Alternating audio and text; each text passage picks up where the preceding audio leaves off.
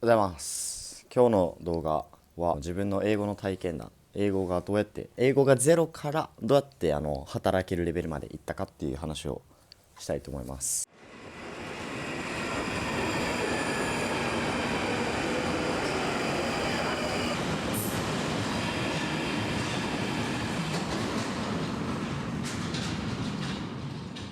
まず自分はほんまに中高は英語喋れなかったです。そう、中高までは英語喋れなかった。で、大学入って1年目は喋れなかったです。大学2年から、徐々にマシになってきて、で僕がだから喋れないゼロからだいたい3年間ぐらいかな、3年間ぐらいでこの働けるレベルになったんで、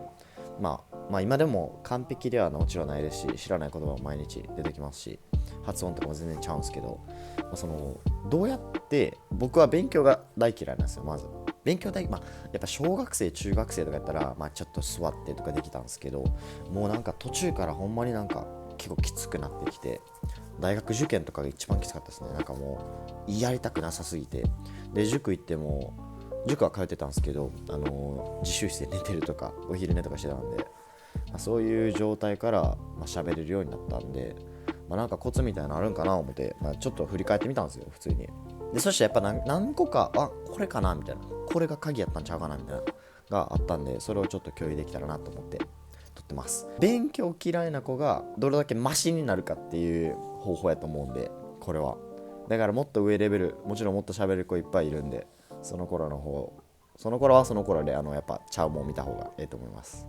で、最初になんですけど、小学生はもちろん喋れなかったです。I'm fine, thank you, and you ぐらいですね。で、中高も同じレベルです。I'm fine, thank you, and you で、中高はなんか国際学校っていう、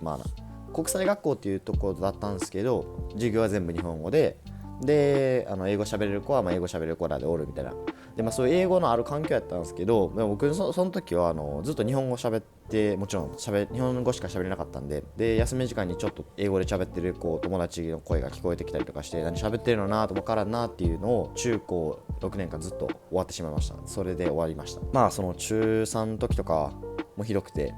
英語の授業何もわからないんですよ。英語4つクラスあったんですけど、で僕ずっと一番下の A クラスってとこやったんですよ。日本人の子とか、英語が喋れない外国籍の子、例えば英語の言語じゃないとこやったら、もうそれは英語喋らないんで、そういう子とかを追って、そういうクラスを追って、でずっと一緒におったんですけど、もう何言ってるか分かんないんですよ。本当に何を習ってるかも分からんし、英語ってやっぱ日本語で直されてるんですか、その科目の名前として関係代名詞とか、もうなんか分からんみたいな、何言ってるか分からんみたいな、その状態で、中3の時とかはもう喋るのも恥ずかしいみたいな。はい、大和さん、立って喋ってくださいみたいな。もう恥ずかしい、だからちょっと照れ隠して言ったりとかしとって。で、もう英語の授業中とかも後ろで友達と後ろに、つって、で、フックの意味分かってないからずっとって後ろで言ってて、で、その時英語の先生、ジェニーっていう先生だったんですけど、ノーフックみたいな。めっちゃ言ってくるやんみたいな、それ聞いてまた笑って、で、なんかその時に教えてもらったのが、を使うんじゃなくて、なんかファズを使いなさいみたいな。ファズ使ってるやつ聞いたことないけどなみたいな。今になったらそういうちょっとふざけた学生生活してました。結局卒業して喋らずで、次僕6ヶ月かな、6ヶ月アメリカ留学に行ける大学に行ったんですね。その時はやっぱ入試の試験とか勉強してたんですけど、マジで分からんくて、社会は結構得意やったんですね。で英語やって分からんくて、ずっと低迷してたんですよ。分からなかったんで、その運よく大学受かって、それで6ヶ月アメリカ留学行くことになりました。でその時はニュージャージーっていうところで、その時のプログラムっていうのが、学部にいる人全部がアメリカに留学行くんですよ。だから学校かぶるんですね。で僕のとこ一番多くて27かな、27か26人の日本人学生がいたんですよ。でもちろん日本人と遊ぶじゃないですか。でずっと毎日料理して、一緒に料理して、一緒にスーパー行って、一緒にダウンタウン行って、一緒にニューヨーク行ったりとかしてみたいな、ずっと日本人とつるんでて、めっちゃ楽しかったです。めっちゃ旅行行ったし、めっちゃ楽しかったです。あれはもう人生で一番多分典型的な留学でやったらいけないことを全部やりました。で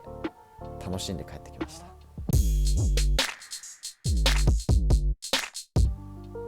はい。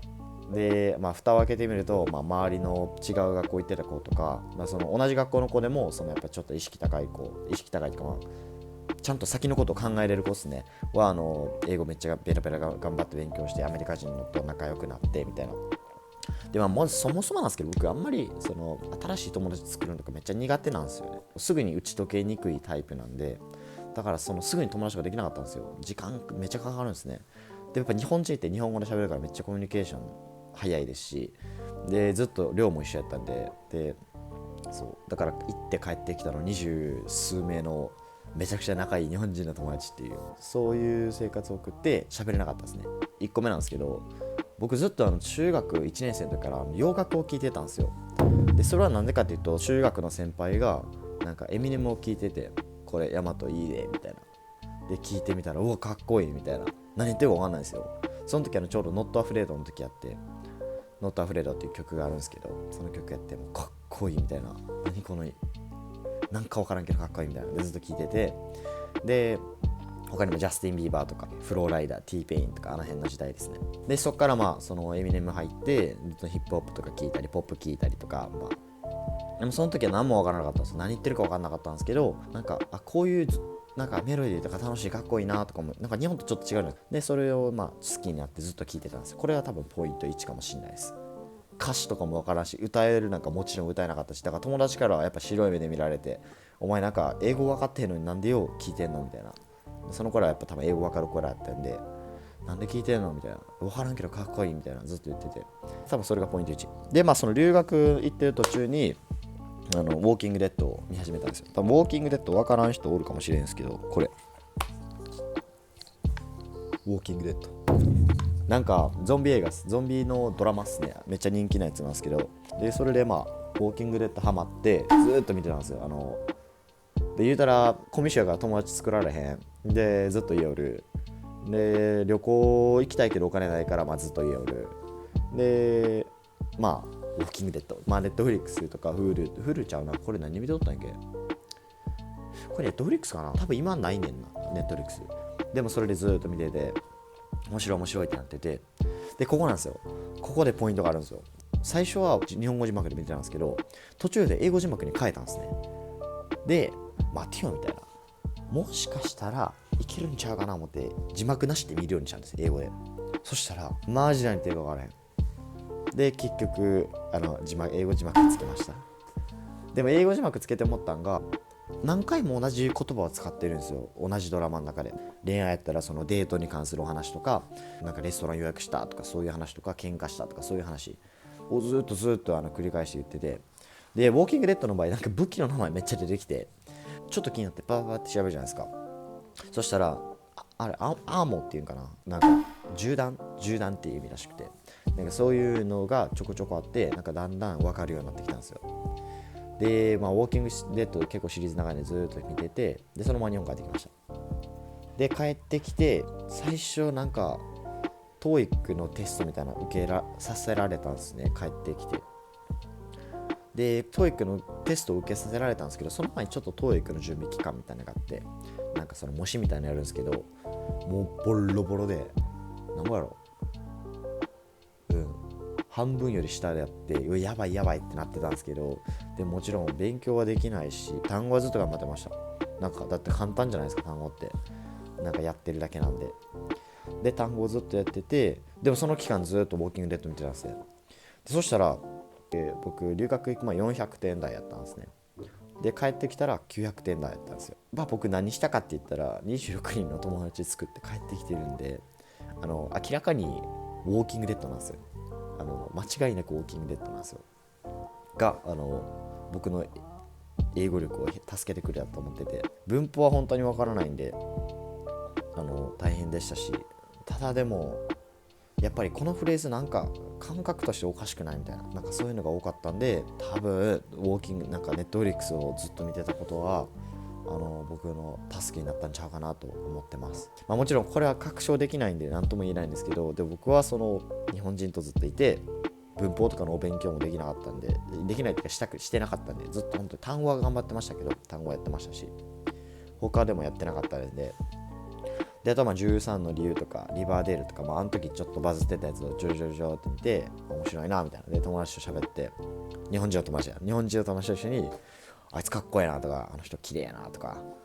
あのシーズンおもんないなとかそういう話をしてました。そう自分ではびっくりした。